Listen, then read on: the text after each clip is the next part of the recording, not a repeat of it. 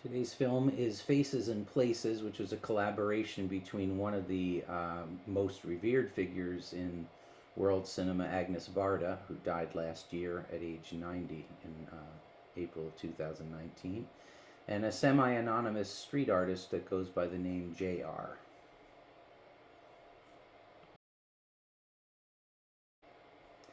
I want to talk a little bit about Varda because though she may be familiar to a few of you, I'm sure a lot of you don't know her. She's one of the, to my mind, 10 most important filmmakers of all time. She was particularly influential on a post-war movement in French cinema called the French New Wave. She was the first filmmaker working in that particular style, and we'll come back to why that's important at the end of this presentation. She trained principally as a photographer, and she took photographs her whole life. In fact, one of the sequences in the film is about a photograph that she took of a photographer friend of hers, which ends up being installed on the bunker that's fallen off the cliff. She made 24 feature films and 21 shorts between 1954 and 2019. She was working on her next feature when she died at age 90. She's probably best known for the film Cleo from 5 to 7, which a few of you have seen with me in another course. Also Le Bonheur, Vagabond, which I know one or two of you have seen with me, and many film and TV documentaries. She made documentaries throughout her entire career, and that way she's similar to, say, Martin Scorsese. There are three sort of areas of interest or modes that she was that you find throughout all of her work. One of them is documentary realism, and this is true in her fictional or feature films as well, not just the documentaries. This idea that you're kind of presenting reality as it is, with the exception of Cleo from 5 to 7, which uses some camera trickery, etc. Her style is extremely concrete and extremely, for lack of a better word, naturalistic. She was also interested in the issues of around social justice, which often had to do with class, but even more significantly with gender representation, gender and the power structure. That she saw herself as a kind of radical feminist and had all sorts of things to say about other people's views on feminism. The first discussion question for this film: where do you see any of these three modes, that is to say, docurealism, social justice, or feminism, playing out in Faces, Places? Um, this is a collaboration, and Varda often collaborated. In fact, she was married to a very famous filmmaker, Jacques Demy, and they made several films together. Demy made musicals primarily. His working method and her working method are very different, however, and I wanted to sort of talk a little bit about that distinction, since this is not a collaboration that has primarily to do with sympathetic approaches. It's more in the differences in the way they do things. So, JR, who is a street artist and photographer who works primarily in the form of what's referred to as a fly poster, which is essentially blowing up large images and pasting them on the wall. He's kind of a guerrilla artist, I suppose, in that sense. Was very interested in the idea of collaborating with his subjects, of having them feel as though they were participants, and having the work that he does stimulate conversation and reaction in the moment, since it tends to be very ephemeral. The first rain that comes along washes it off the wall, and that's it. And we see in that one scene the tide came in within 11 hours and wiped away one of the images that he probably spent 3 days preparing and a half a day posting. Varda's working method is different. It's much more slow and deliberative. She observes her subject, often over very long periods of time. She records their responses, and this is true even of her performers in her fiction films. And then she works at perfecting. She's pulling out details. She's a very, very scrupulous editor. In other words, their approaches to making art couldn't be more different. One is a fly poster, the other is a filmmaker. I also wanted to sort of think about the ways in which they bring a perspective to this film. Varda at the time was going blind, and there's some something made of that in the film. with her taking the eye test and having those special glasses, and the one sort of image of people holding the letters as though they were themselves a kind of living eye test.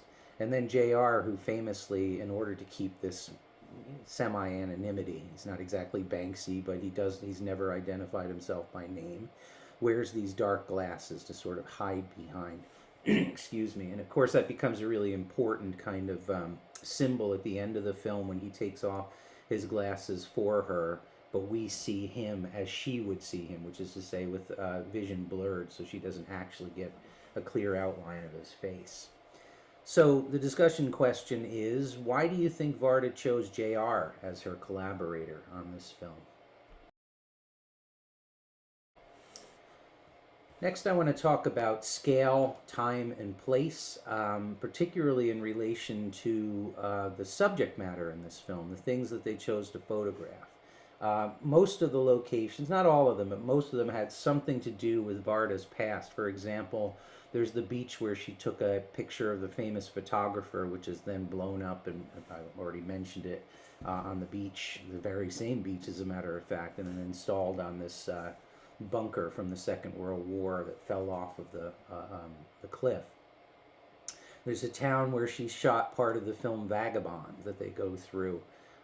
There's the grave of one of the most famous photographers of all time, Henri Cartier-Bresson, who was a friend of hers, but more importantly, a mentor to her. There's a very strong sense of her past coming up through this film, but even in those scenes where we're kind of evoking someone's deep past, for example, blowing up the photograph of someone's great-grandparents, there's a sense of the present as well. Who lives here now, what's happening now, how are we engaging with this moment now, etc. The subjects are chosen in kind of,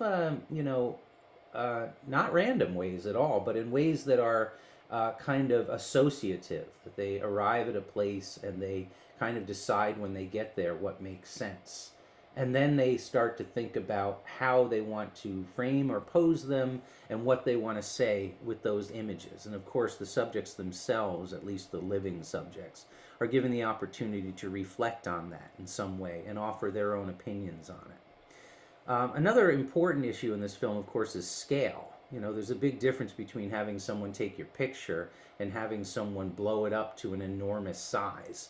And that's what's happening in this story. And then they're placed in significant ways that often the posture of the character is so that it can be placed on a certain image. For example, the woman with the parasol is asked to sit on a ledge because JR intends to hang her image off of an architectural feature on the side of a building, so it looks like she's sitting on it.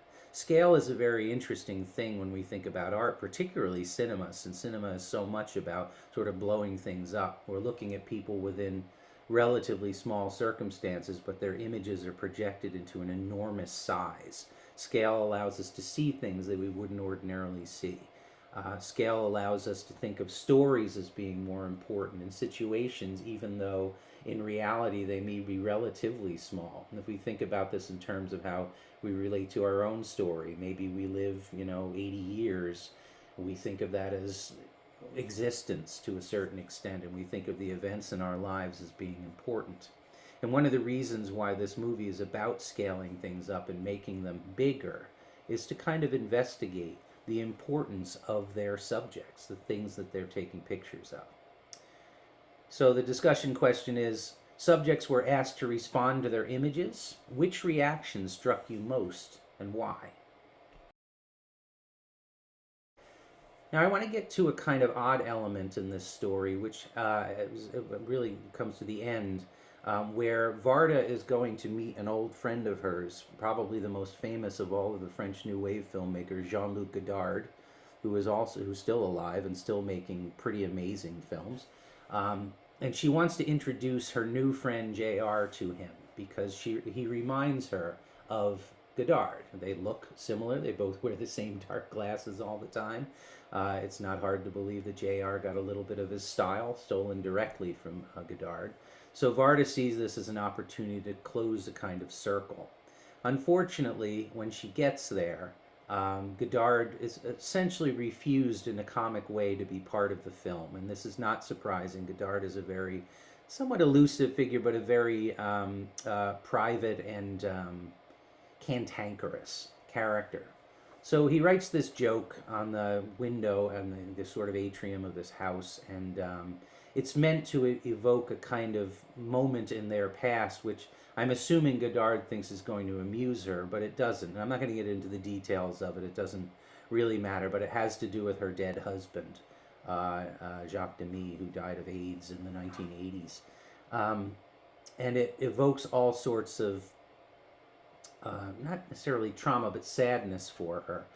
It's a joke that doesn't land, in other words. And Varda has this extremely cathartic reaction to that. She feels as though she's wasted an opportunity. She feels as though she's been mocked to a certain extent. It's very painful for her.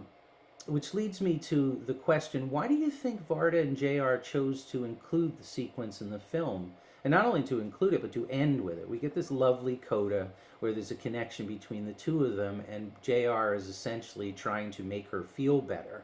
And it's very sweet. But why do you think they chose to include it at all?